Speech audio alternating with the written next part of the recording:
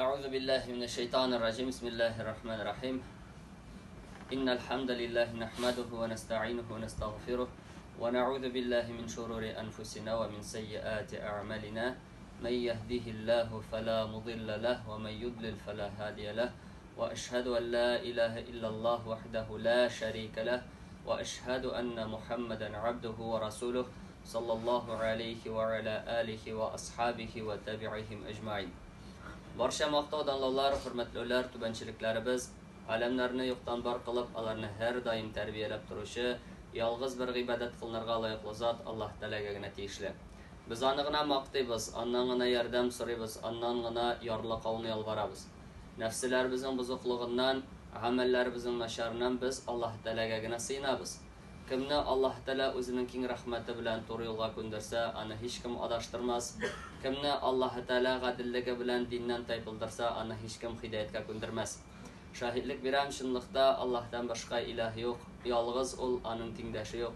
Shahidlik beram Muhammad Mustafa sallallohu alayhi va sallam Alloh taolaning quli ham elchisi ekanligini, aning ahli bayti, sahobalarga, tabiinlarga ham to'g'ri yo'ldan boruvchi barcha mu'min musulmonlarga Alloh taolaning salamlari, rahmatlari ham barakatlari bo'lsa edi.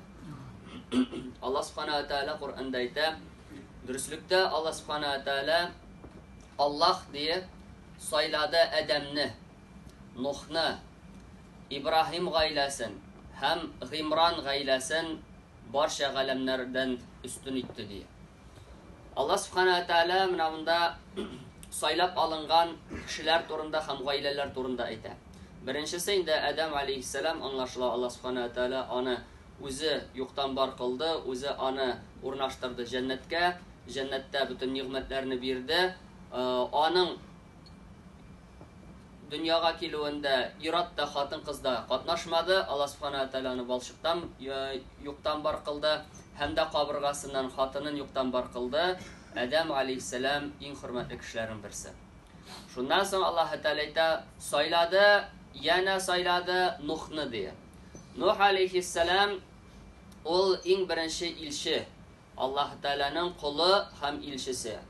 Xalqin 950 yil bo'yi da'vat qildi, dinga undadi, ham alhamdulillah mingdan ortiq yil yashadi. Chunki qay bir xabarlarga qaraganda aytdilar, ol 50 yoshda payg'ambar bo'lgan deb, qaysi birisida 80 da bo'lgan deb Alloh taolo bilishi, amma lekin g'odiy qo'shuv usuli bilan sanab chiqarganda mingdan ortiq yil yashay kishi alhamdulillah ham Alloh taolaning suyukli quli, rahmatli quli bo'lib yashay.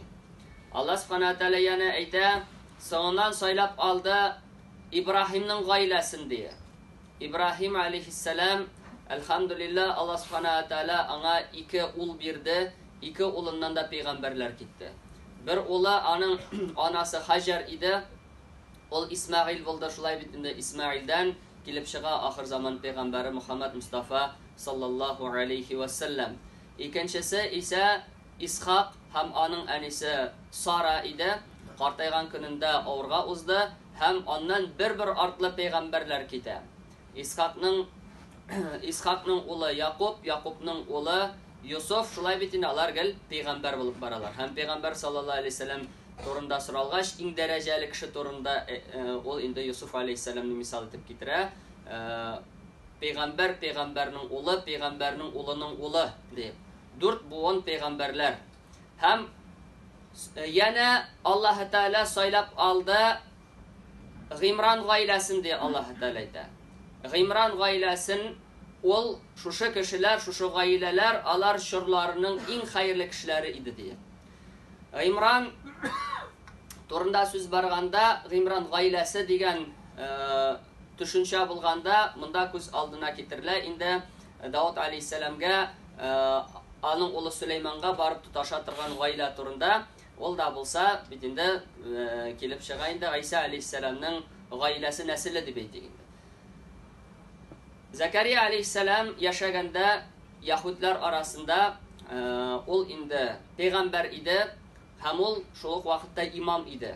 Anın bilan bir ratdan imam idi. İkinci bir kişi, onun ismi İmran idi. G'imron bilan Zakariya aleyhisselam 2 bojay bo'lib chiqa. Chunki ularning xotinlari bir tug'an bo'lalar. Гимранныкы Ханна, ул инде Закарияның хатынының кыз туганы булып чыга. Һәм Ханна Алланың рәхмәте белән көннәрдән бер көнне авырга уза. Һәм узакта үтми аның ире Гимран үлеп китә. Гимранны әйтәләр инде менә шу Бәйтул Мақдистә ул хезмәт итә торган була Аллаһ Тәгаләгә ихластан бер рәттән Закария алейһиссалам белән. Аермасы Закария ул пәйгамбәр, әмма дә ләкин Гимран пәйгамбәр булмый. Ханна Аллаһ Тәгаләгә мөрәҗәгать итә. Авырга узгач, эй Раббым ди. Мин карынымда булганны ихлас рәвештән сиңа нәзер иттем ди. Ягъни атасы кебек үк сиңа хезмәт итер, гомерен сиңа хезмәткә багышлар, гыйбадат кылар, имамлык эшләрен алып барыр, кешеләрне дингә өндәү эшләрен алып барыр, сиңа гына гыйбадәткә хас рәвештә багышладым ди. Ягъни атасы кебек үк дин хезмәтчесе булыр дип уйлады. Әмма дә ләкин Аллаһ Тәгалә белүче, хикмәт иясе һәм Алланың рәхмәте белән бала тапкан иде Ханна, ул кыз булып чыкты. Һәм ул әйтә, баласын тапкач, эй Раббым, мин кыз таптым ди. Аллаһ Тәгалә яхшырак белә, аның карында вакытта кем икәнлеген белә иде Аллаһ Тәгалә. Һәм ул шушы кыз балага хәерле булган, бер җаваплы булган, зур булган бер вазифаны yüklәгән иде.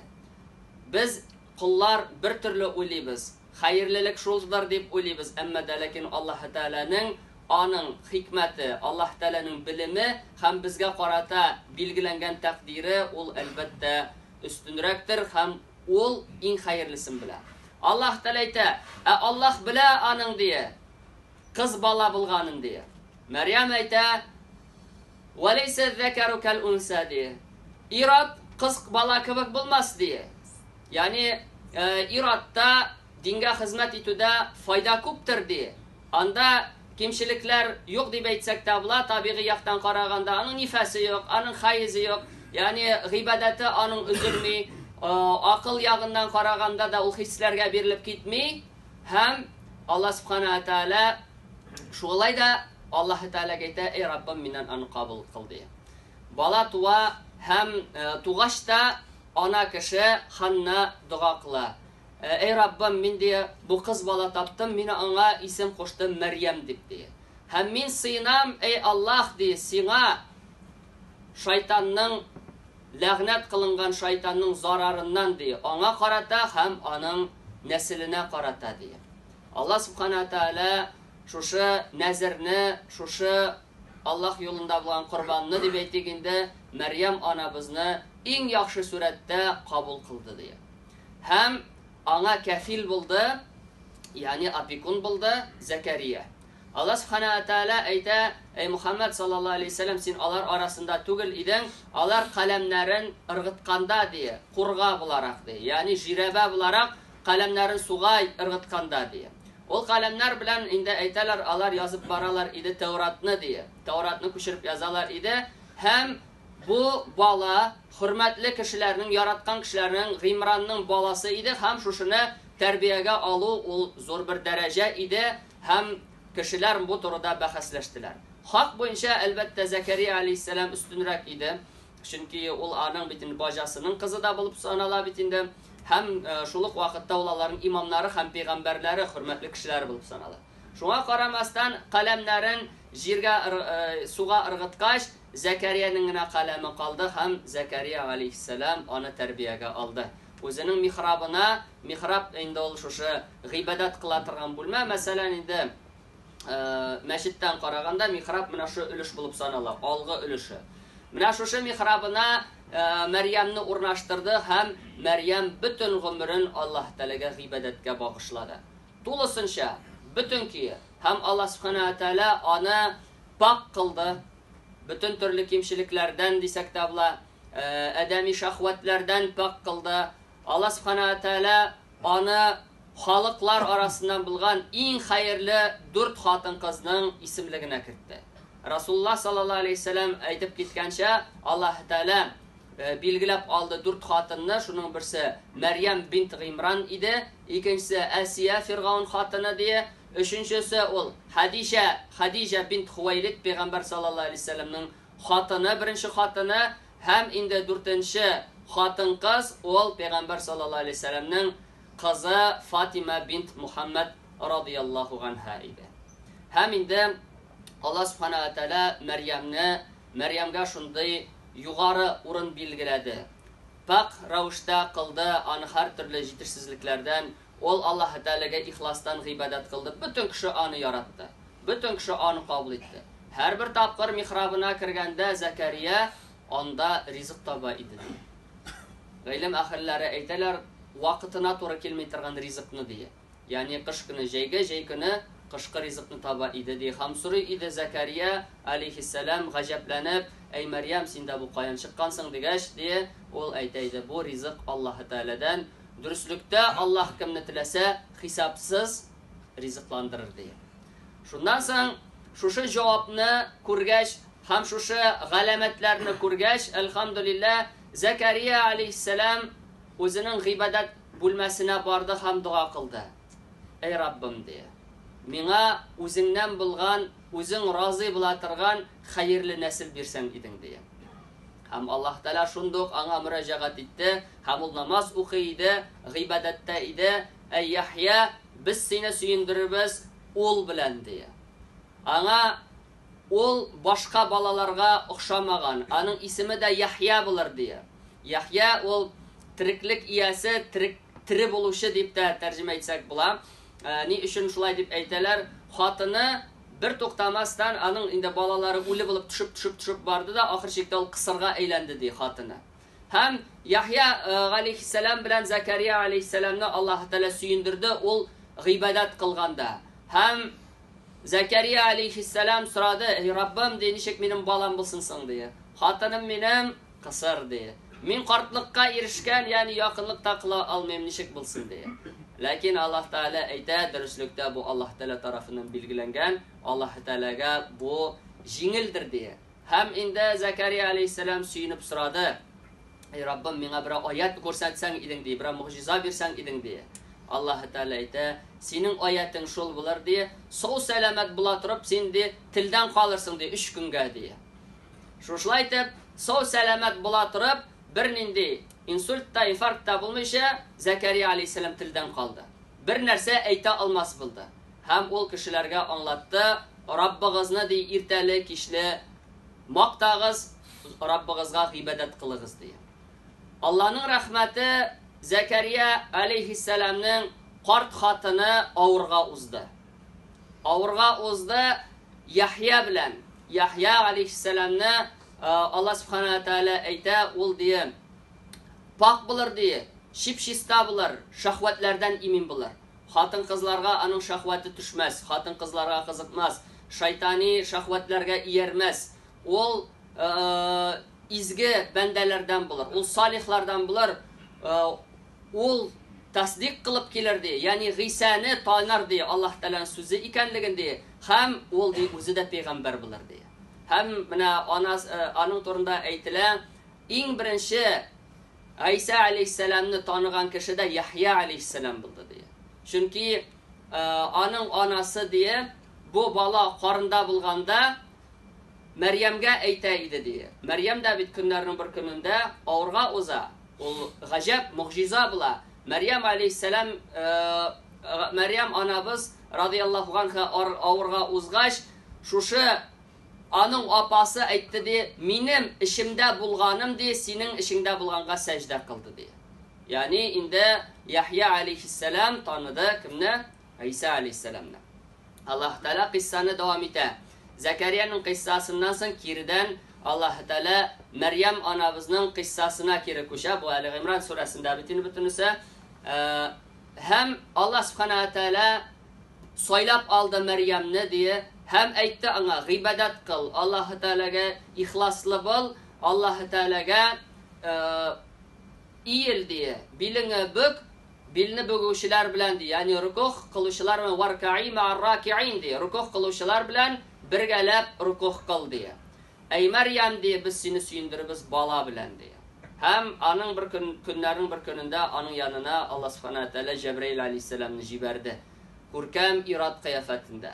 Җәбраилне күргәчтә Мәрьям анабыз әйтте: "Мин сиңа ди Аллаһ Тәгаләдән сыйынам, әгәр дә син Аллаһ Тәгаләдән курка торган булсаң идең" ди. Шул вакытта Җәбраил алейһиссалам әйтте: "Мин ди Аллаһ Тәгаләнең расулы ди, Аллаһ Тәгаләнең илчесе. Мин сиңа килдем, фақат бер вазифа белән генә сине сөендергә ди, бала белән" ди. Мәрьям анабыз гаҗәпләнеп калды: "Кая миндә бала булсын ди, миңа иратның да кагылганы юк" ди. Моңа иратның тотып та караганы юк, ягъни кагылганы да юк ди. Һәм мин үзем дә зинашчы бер хатын кыз түгел ди. Әмма дә ләкин ул İsa aleyhisselam Allah Teala tarafından bilgilənən bir mucizə idi, kişilikə җибәрелгән. Һәm икенче яклап караганда ул Аллаһтан тәкъдире иде ди. Чөнки шул ук инде Мәрьям сүрәсендә әйтәм, бу инде тәкъдир кылынган, билгеләнгән әмер, әгәр дә Аллаһ Тәаләнең әмре килеп җитсә, аның тормышка ашуына бер нәрсә дә кумаучау итә алмый ди. Кумаучаулый алмый. Шуннан соң инде Мәрьям анабыз авырга узды һәм Аллаһ Тәала аңа әйтә: "Шушы бала ди, ул ди Аллаһ Тәаләнең сүзе". Нинди сүзе? Аллаһ Тәаләнең сүзе дигәнне аңлаталар. Аллаһның сүзе әгәр дә берәр нәрсә теләсә, Аллаһ Тәала бул дип әйтә, һәм ул була ди. Ягъни бер ир катнашусыз кыз булган Мәрьям шип-шиста булган баланы тапты. Аның ди аяты Аллаһ Тәаләнең барлыгына, берлегенә күрсәтүче дәлилләреннән булар, ул бишектә вакытта сөйләшер ди. Һәм дә үскәч кешеләрне дингә өндәр ди. Шулай ук ди аның муҗизалары булыр, ул әлхәмдүлилләh кулы белән балчыктан кош рәвешен ясар да, аңа өргәч ул хакыйкый кошка әйләнеп очып китер ди. Һәм ул терелтер ди, Аллаһ Субханаһу Тәала әйтә, терелтер анадан сукыр булып туган кешеләрне күз күрү нигъмәтен кайтарыр ди. Ул ди проказлы, тән шире булган кешеләргә шифа бирер ди. Ул үлеләрне терелтер ди. Ул ди әйтер кешеләрнең өйдә нәрсә ашаганнарын һәм нәрсә хәстәрләгәннәрен ди. Бөтенесе дә моның Аллаһ Тәаләнең бер билгесе булыр ди. Нәрсәгә? Аллаһ Тәаләнең һәр бер әйбергә дә кудрәтле зат икәнлегенә. Һәм инде Иса алейһиссалам шушы бөтен әйберләрне, муҗизаларны кылды Аллаһ Тәаләнең рәхмәте белән. Инде ул вакытта яшәгән Яхья алейһиссаламга килгәндә бит инде Аллаһ Субханаһу Тәала аны айруша мактап әйтә. Һәм инде хәтта инде кайбер гыйлем әһелләренә караганда, сүзләренә караганда Яхья алейһиссалам үстенрәк дип әйтәләр. Исадан ни өчен бер мәсьәләдә ди. Ва саламун Аллаһ Тәала ни турында әйтте ди. Яхья алейһиссалам турында әйтте. Аңа ди Аллаһ Тәаләнең иминлеге булсын туган көнендә, үлгән көнендә һәм каберләрдән күтәрелгән көндә ди, кубачак көндә ди. Һәм Иса алейһиссалам шулык сүзләрне үзе әйтте ди. Иминлек булсын миңа туган көнемдә, үлгән көнемдә һәм дә инде каберләрдән күтәрелгән көндә ди. Ләкин инде без мөселманнар бөтенебез дә таныйбыз, әлбәттә Расулның дәрәҗәсе нәбидән, пәйгамбәрдән үстенрәк. Ул гына түгел, Иса ибн Мәрьям ул улул азм минар русул төркеменә керә торган 5 айруча Аллаһ юлында сабырлык күрсәткән пәйгамбәрләрнең берсе икәнлегенә. Һәм ул әйтә: "Инналлаһа рабби ва раббукум фa'будуh" ди. Дөреслектә минем Раббым да, сезнең Раббыгыз да ул Аллаһ ди, аңа гына гыйбадат кылыгыз ди. Ягъни менә шушы мәсьәлә белән Аллаһ Тәала безгә Иса ибн Мәрьям турында хак булган хәбәрләрне җиткерә. Ул Аллаһ Тәаләнең кулы икәнлеген әйтә, һәм дә аның пак хатыннан туганлыгын әйтә, үзенең пак икәнлеген әйтә, һәм Аллаһ Тәаләнең әмерләрен җиренә җиткереп үтәгәнен аңлата. Һәм Аллаһ Тәала әйтә икенче бер сүрәдә: "Ма кана лиллаһи айяттахиза мин валадин субханах иза қада амран фа иннама яқулу лаху кун фаякун" ди. Дөреслекдә ди Аллаһ Тәала әйтә, Аллаһка тиеш түгел бала алу пактыр ул ди. Шуңа күрә менә балаларга җиткергәндә дә, өйрәткәндә дә безнең зуррак буыннарның инде бурычы Аллаһ Тәаләнең пак икәнлеген күрсәтү, ул бер нәрсәгә дә охшаш түгел икәнлеген, Аллаһ Тәаләнең баласы да, әти-әнисе дә була алмавын аңлату. Кайбер вакытта Алла бабай дип аңлаталар кичкенәләргә, бу бик зур хата. Аллаһ Тәала бабай түгел, ул пак бөтен әйберләрдән. Аллаһ Тәала әти түгел, ул пак бөтен әйберләрдән. Аллаһ Тәала ул түгел, ул пак менә шундый кимчелекләрдән. Аллаһ Тәала әйтә, әгәр дә Аллаһ Тәала теләсә берәр әмерне тормышка ашырырга ди, ул бул дип әйтә, һәм ул әйбер шундук була ди. Һәм инде Аллаһ Субханаһу Тәала әйтә, менә бу ди Иса ибн Мәрйәм турында ди, булган хак сүздер ди. Менә бу хак сүз мәсьәлә, ягъни аның турында башка кешеләр бик күп ихтилафларга кергән ди. Ягъни Исраил кавымы әйттеләр, ул зина баласы дип әйттеләр, аны танымадылар. Насаралар әйттеләр, ул Аллаһның улы дип әйттеләр, һәм инде адаштылар. Мөселманнар кабул итте, ул Аллаһ Тәаланың кулы һәм илчесе икәнлеген, һәм Аллаһның рәхмәте белән туры юлда булдылар. Аллаһ Субханаһу Тәала һәр барчаларыбызны да һәр төрле бузыклыклардан, адашулардан, саташулардан, фитнәләрдән имин кылсын. Аллаһ Субханаһу Тәала һәр барчаларыбызга да ныклы иман, тәвфиq, хидаят, истиқамәтләр бирсен. Китабы Коръан белән Аллаһ Тәала безне китабы Коръанны укуны безгә насип итсен, аны аңлауны, аннан билгеле булмаган әйберләрне өйрәнүне, фикерләүне һәм шуны дөрес итеп кешеләргә җиткерүне Аллаһ Субханаһу Тәала һәр барчаларыбыздан да разый булсын. Аллаһ Раббыбыз һәр барчаларыбызны да ике дөньяда да югары кылсын. Ва aqulu qawli hadha wa astaghfirullah li wa lakum wa li sayri jama'atil muslimin innahu huwal ghafurur rahim al jawadul karim samiul alim sami'ud du'a.